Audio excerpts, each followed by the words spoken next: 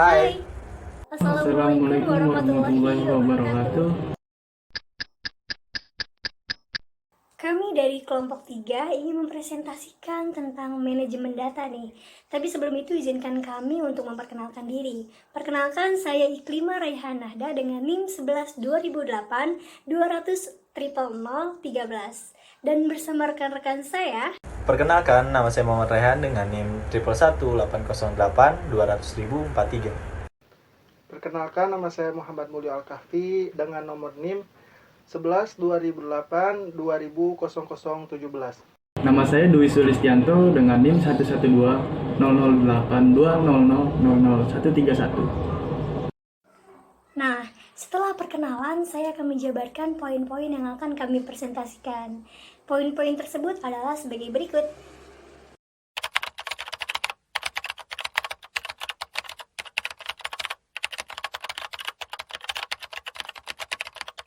Tanpa basa-basi nih teman-teman, kita langsung aja ya mulai ke materi selanjutnya.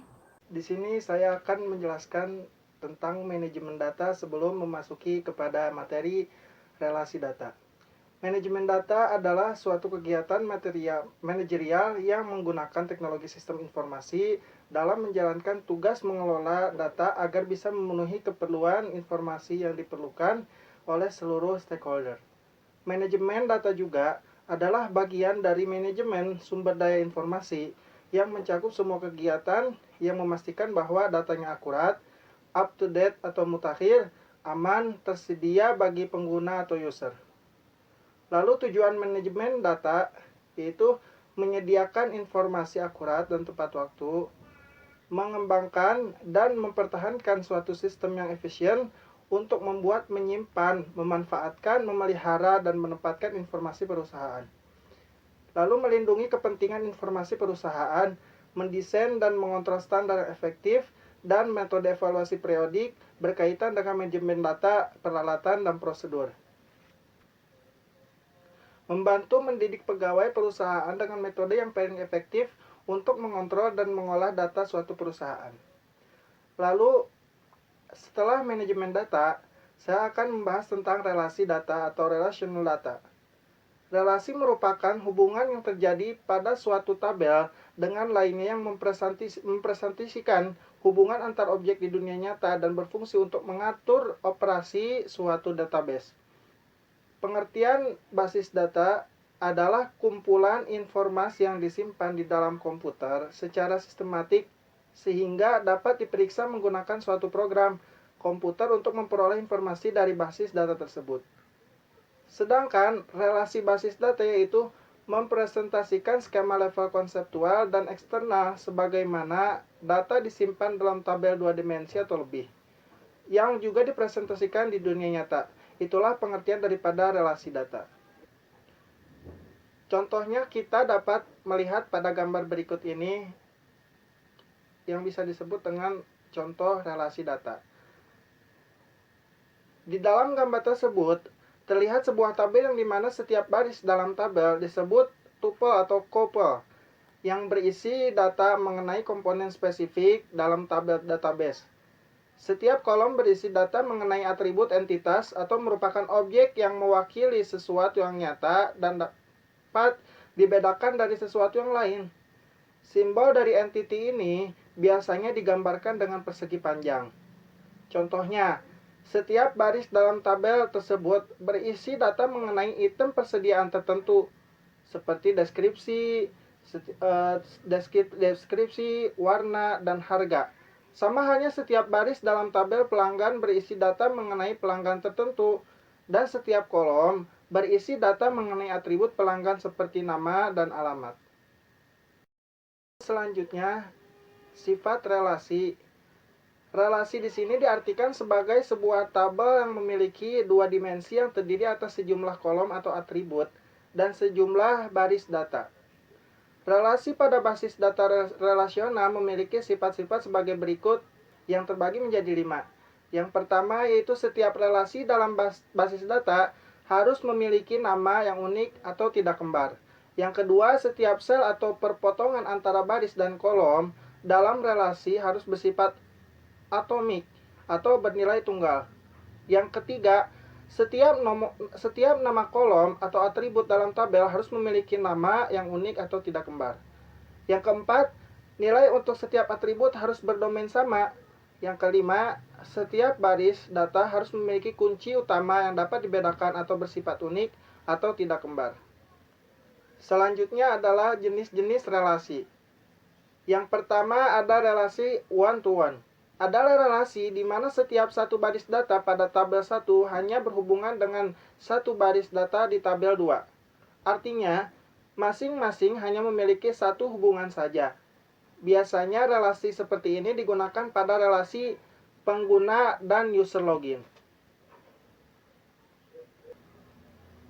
Di mana satu pengguna hanya memiliki satu akun untuk login dan satu akun login hanya dimiliki oleh pengguna. Contohnya, dalam gambar di bawah ini atau gambar di samping ini, di mana relasi tersebut terdapat pada tabel pengguna dan tabel login underscore pengguna, di mana pengguna hanya memiliki satu akun login underscore pengguna dan satu akun login hanya untuk satu pengguna saja. Lalu yang kedua ada relasi one-to-many.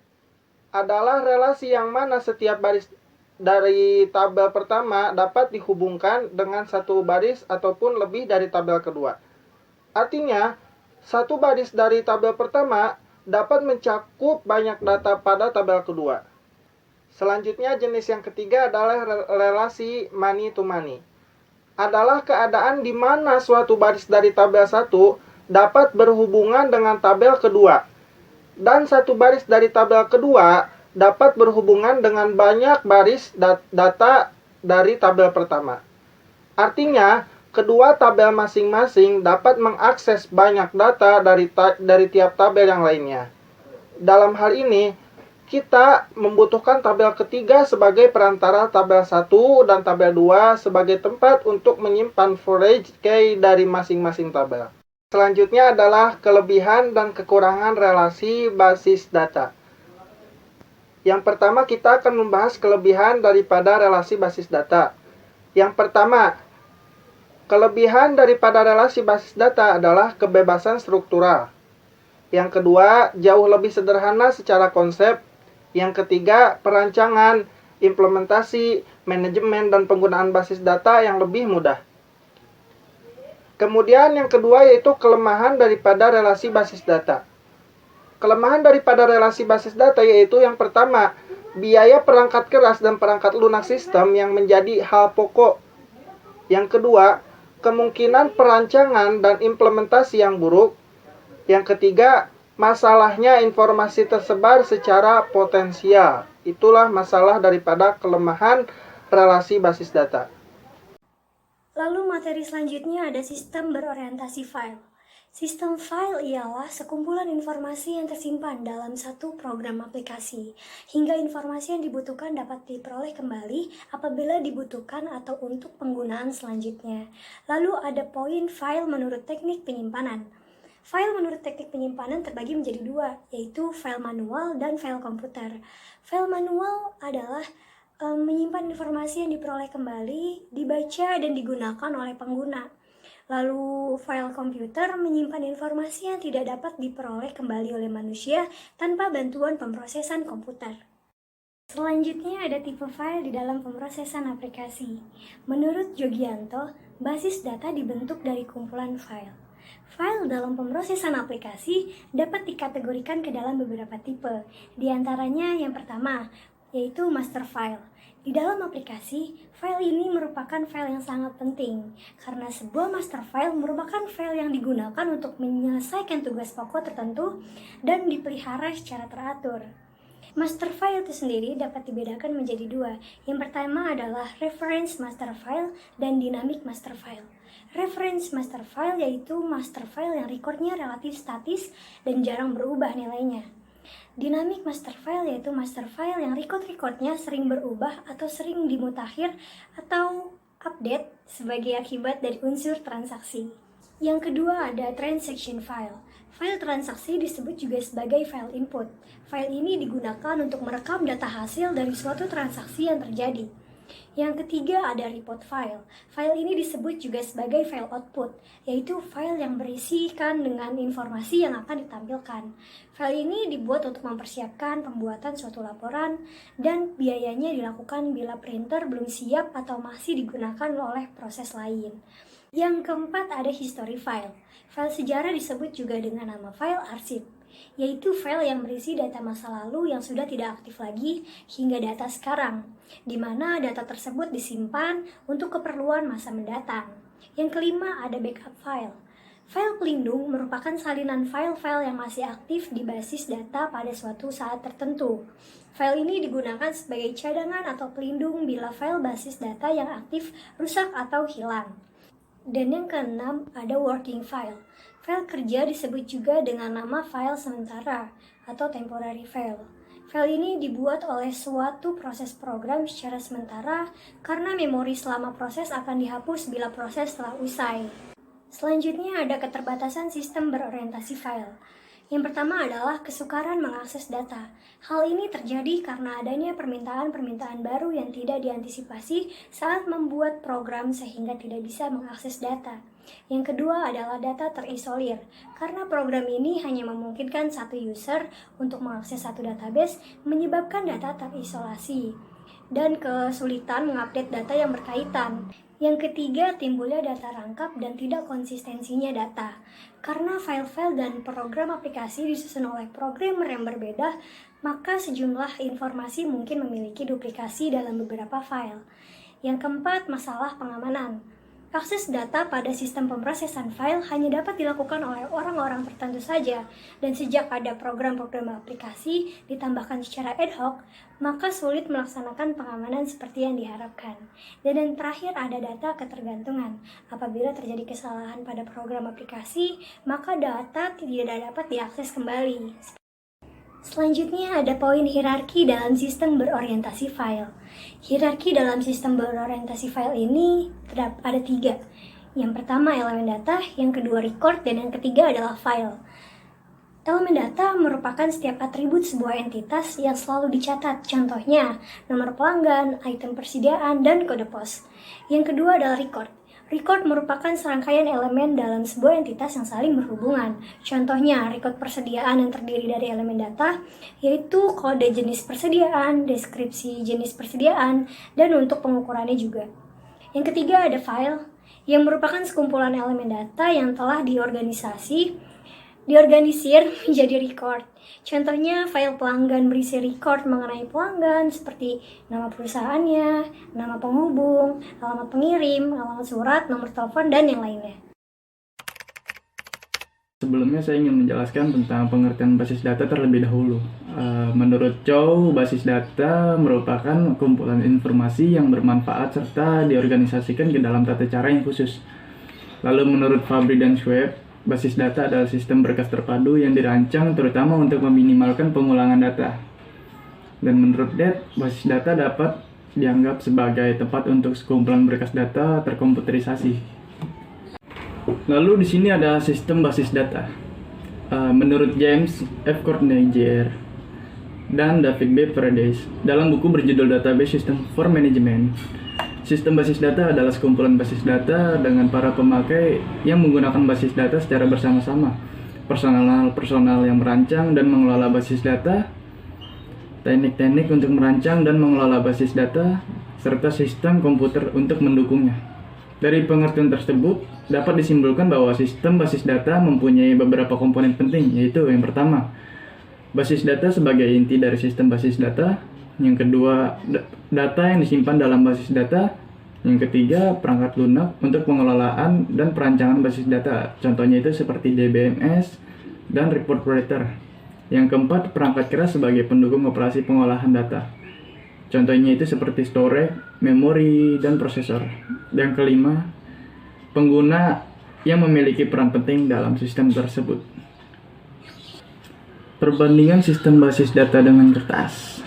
Jika dibandingkan antara sistem basis data dengan kertas dalam sudut pandang kepadatan, kecepatan, kemudahan, serta kekinian, maka Jika dalam sudut pandang kepadatan tidak memerlukan kertas yang sangat banyak untuk menyimpan data dan cukup ringkas. Jika dalam sudut pandang kecepatan, data dapat diambil dan dimanipulasi lebih cepat dibandingkan pencarian secara manual dan kertas. Jika dalam sudut pandang kemudahan, yaitu mengurangi pekerjaan yang menjemukan jika harus berurusan dengan berlembar-lembar kertas. Lalu kekinian, data yang disimpan adalah data yang akurat sesuai perkembangan up to date, dapat disediakan pada saat yang dibutuhkan. Lalu di sini ada keuntungan sistem basis data, yaitu yang pertama, kerangkapan data dapat diminimalkan. Yang kedua, inkonsistensi dapat diminimalkan juga. Yang ketiga, data dalam basis data dapat digunakan secara bersama-sama atau multi-user. Yang keempat, standarisasi data dapat dilakukan. Lalu yang kelima, pembatasan keamanan data dapat diterapkan. Yang keenam, integritas data dapat terpelihara. Yang ketujuh, perbedaan kebutuhan data dapat diseimbangkan. Saya akan melanjutkan presentasi dari rekan saya. Saya akan menjelaskan tentang hierarki data. Hierarki data adalah urutan atau aturan dari tingkatan abstraksi menjadi seperti struktur pohon. Hierarki membentuk suatu pada beberapa aturan yang khususnya atau berdasarkan peringkat, misalnya kompleksitas dan tanggung jawab. Hierarki juga disebut sebagai model pohon karena membentuk seperti struktur pohon. Data merupakan bentuk jamak dari datum, berdasarkan dari bahasa Latin yang berarti sesuatu yang diberikan.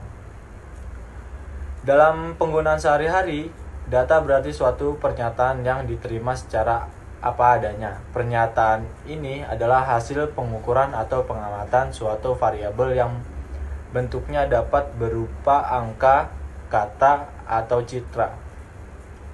Dan hierarki dalam konsep data dalam proyeksinya terhadap penggunaan di komputer merupakan bagian-bagian saling menghubungkan satu sama lain untuk membentuk suatu kumpulan informasi yang disajikan sebagai alat penggunaan yang memiliki fungsi informasi yang berbeda-beda. Hierarki data berdasarkan tingkat kompleksitas nilai data. Tingkatan data dapat disusun ke dalam sebuah hierarki. Mulai dari yang paling sederhana hingga yang paling kompleks. Pengorganisasian data dapat dibagi dalam 6 tingkatan, yaitu yang pertama bit. Bit adalah suatu sistem angka biner yang terdiri atas dua macam nilai saja, yaitu 0 dan 1. Sistem angka biner merupakan dasar-dasar yang dapat digunakan untuk komunikasi antar manusia dan mesin atau komputer, yang merupakan sekumpulan komponen elektronik dan hanya dapat membedakan dua keadaan saja, yaitu on dan off. Jadi bit adalah unit terkecil dari bentuk data. Yang kedua, byte. Byte adalah bagian terkecil yang dapat dialamatkan dalam memori. Byte merupakan sekumpulan bit yang secara konvensional terdiri atas kombinasi 8 bit. 1 byte digunakan untuk mengkodekan satu buah karakter dalam memori. Contohnya, kode ASCII untuk J ialah 10, 10, 10, dan 10. Jadi byte adalah kumpulan bit yang membentuk suatu karakter, huruf, angka, atau tanda.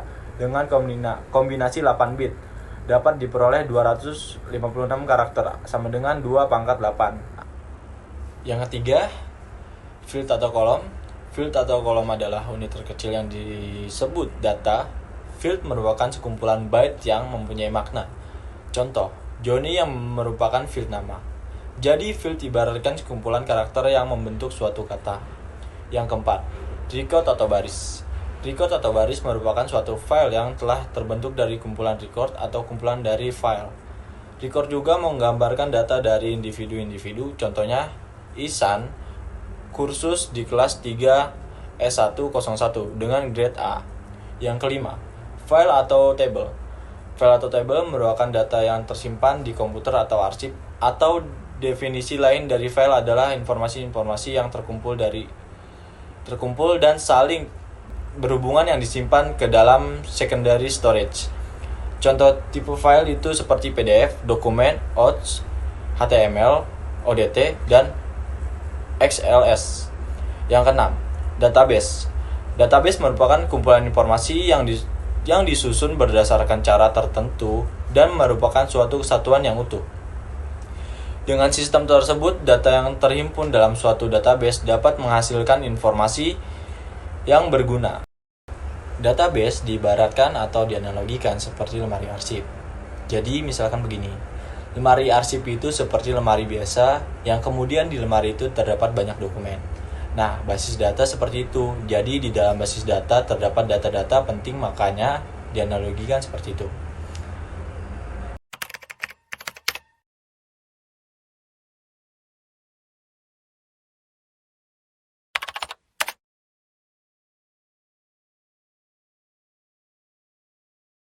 Cukup sekian presentasi dari saya. Selanjutnya presentasi akan dilanjutkan oleh rekan saya. Materi selanjutnya yaitu interaksi antara data dan pengambilan data. Mari kita bahas. Jenis-jenis data. Yang pertama yang akan dibahas adalah jenis data berdasarkan sumber data. Yang pertama ada data internal. Apa sih data internal? Data internal adalah data yang sudah dimiliki oleh lembaga atau perusahaan dan siap digunakan tanpa proses yang memerlukan bantuan pihak luar. Nah, yang kedua adalah data eksternal.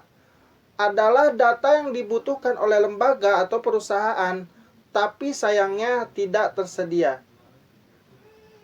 Selanjutnya, jenis yang selanjutnya adalah jenis data berdasarkan proses pengumpulan. Yang pertama ada data primer. Data primer adalah data yang dikumpulkan secara langsung oleh seseorang atau institusi. Yang kedua ada data sekunder. Data sekunder adalah yang dikumpulkan dengan cara pengumpulan data-data yang sudah tersedia oleh penyedia data sehingga kita bisa menggunakan data tersebut secara langsung. Pengertian pengolahan data. Pengolahan data adalah manipulasi data menjadi bentuk sebuah informatif. Nah, informasi adalah hasil dari pemrosesan data dalam bentuk tertentu yang lebih bermakna daripada suatu kegiatan atau peristiwa. Nah, pengertian lain dari pengolahan data adalah suatu penggambaran fakta, pengertian suatu instruksi yang bisa disampaikan dan diolah baik oleh manusia maupun mesin. Fungsi pengolahan data. Fungsi pengolahan data yang pertama yaitu melakukan proses aritmatika dan logis untuk data yang dapat disimpan. Yang kedua, menyimpan hasil hingga akhir dari pemrosesan. Yang ketiga, mengambil program dan data dalam bentuk input. Yang keempat, untuk memproses dan menyimpan program data. Yang kelima, untuk digunakan sewaktu-waktu. Data yang disimpan juga dapat ditampilkan dan dicetak. Yang keenam adalah meminimalisir kebutuhan tenaga manusia. Hal ini karena beberapa pekerjaan dikerjakan secara otomatis oleh peralatan bantuan seperti komputer dan seperti laptop maupun mesin lainnya. Yang ketujuh, mendapatkan hasil akhir yang lebih akurat dan dapat dimengerti oleh seluruh pegawai perusahaan. Selanjutnya adalah tahapan pengolahan data. Nah, tahapan pengolahan data yang pertama adalah organizing recording atau pencatatan. Tahapan ini berhubungan dengan proses pengumpulan data yang biasanya merupakan proses pencatatan atau recording data ke dokumen dasar atau formulir. Nah, yang kedua ada classifying atau klasifikasi. Tahapan ini memberikan identitas atau pengklasifikasian dalam data yang akan diolah. Apakah identifikasi tersebut dilakukan untuk satu kelompok atau beberapa kelompok dari data yang nantinya merupakan karakteristik dari data yang bersangkutan. Yang ketiga ada sorting atau penyusunan. Nah, setelah data-data yang akan diolah dan diberikan identifikasinya seperti di atas, maka data tersebut mungkin perlu diatur atau disusun sedemikian rupa. Contohnya, diurutkan menurut kode klasifikasinya. Yang keempat, calculating atau perhitungan. Nah, di calculating di sini juga dapat dimanipulasi secara pelaksanaan perhitungan-perhitungan atau disebut calculating. Nah, itulah kalkulasi yang sekarang disebut namanya dengan kalkulator untuk alat perhitungan. Yang kelima yaitu summarizing atau penyusunan laporan. Untuk memungkinkan dilakukan analisa terhadap data atau informasi yang dihasilkan, diperlukan penyimpulan atau pembuatan rekapitulasi laporan sesuai dengan keinginan pemakai informasi. Yang keenam adalah storing atau penyimpanan. Storing atau penyimpanan data dan informasi yang sejenis ke dalam file untuk referensi di masa yang akan datang perlu dilakukan. Dan media penyimpanan ada beberapa macam. Disesuaikan dengan metode dan peralatan yang dipakai dalam sistem pengolahan data, seperti disk, kartu, dan dokumen. Lalu yang ketujuh, ada retrieving atau pencarian. Di dalam file yang disimpan, pencarian data atau retrieving biasa digunakan dengan cara penyimpanannya, terutama jika pengolahan datanya menggunakan komputer atau laptop. Nah, yang ke-8 adalah communicating atau komunikasi. Dalam proses olah data menjadi informasi, sampai informasi tersebut dipakai oleh user, diperlukan suatu komunikasi sehingga mempermudah proses pengolahan data menjadi suatu informasi. Materi selanjutnya adalah perangkat lunak pengolahan data. Yang pertama, perangkat lunak pengolahan data adalah DBase, DBase3, DBase4, dan Folkbase, yakni program aplikasi pengolah data berbasis DOS atau Disk Operational System. Yang kedua yaitu Microsoft Access, merupakan program aplikasi pengolah data berbasis Windows yang sering kita pakai sehari-hari. Yang ketiga yaitu SPSS dan FoxPro, merupakan sebuah aplikasi pemrograman untuk membuat sebuah program berbasis data. Selanjutnya ada pengolahan data pada komputer. Yang pertama, pengolahan data pada komputer adalah pengumpulan data. Di sini, sistem pengolahan data dirancang untuk mengumpulkan data yang menggambarkan tiap tindakan pihak internal perusahaan dan menggambarkan transaksi dengan lingkungannya. Yang kedua ada pengubahan data. Operasi pengubahan data ini mencakup pengklasifikasian, penyortiran, pengkalkulasian, perekapitulasian, dan pembandingan. Yang ketiga, penyimpanan data. Proses semua data harus disimpan di suatu tempat sampai dia diperlukan, dan di sini disimpan dalam database. Datanya disimpan di dalam database. Yang keempat, yaitu pembuatan dokumen. Sistem pengolahan data yang menghasilkan output yang dibutuhkan oleh perorangan atau kelompok, baik di dalam maupun di luar perusahaan. Nah, yang selanjutnya ada informasi. Nah, informasi itu interaksi data pada pengolahan data akan membentuk suatu informasi. Jadi interaksi data pada pengolahan data akan membentuk suatu informasi. Nah, informasi adalah hasil dari kegiatan pengolahan data yang memberikan bentuk yang lebih berarti berupa suatu informasi. Atau informasi adalah data yang mempunyai nilai berarti bagi penerimanya dan dapat digunakan untuk dasar pengambilan keputusan. Nah, untuk menjadikan data sebuah informasi, maka harus melewati dahulu kepada proses pengolahan. Jadi, sebelum adanya informasi, nah, yang pertama itu kita harus mengolah data, lalu kepada proses pengolahan data. Yang ketiga adalah menjadi suatu informasi. Nah, jadi bukan tiba-tiba suatu data langsung bisa menjadi informasi, akan tetapi melewati proses pengolahan data terlebih dahulu. Selanjutnya ada fungsi informasi. Fungsi informasi itu ada 4. Nah, yang pertama, data yang disusun ke dalam bentuk yang dapat dimengerti dan bermanfaat bagi user atau bagi pengguna. Yang kedua, dari kegiatan pengolahan data yang memberikan bentuk yang lebih berarti berupa suatu informasi. Yang ketiga, data yang mempunyai nilai bagi penerimanya dan dapat digunakan untuk dasar pengambilan keputusan. Yang keempat, atau yang terakhir di dalam fungsi informasi adalah data yang telah diproses sehingga memiliki makna yang mudah dipahami dan dimengerti oleh yang berada di perusahaan tersebut. Sudah berakhir presentasi kami sampai di sini. Saya tutup dengan pantun. Malam Jumat bermain catur, duduk di kursi, kepala terbentur. Mohon maaf segala tutur, presentasi ini mungkin agak ngawur. Mohon dimaafkan ya teman-teman. Wassalamualaikum warahmatullahi wabarakatuh.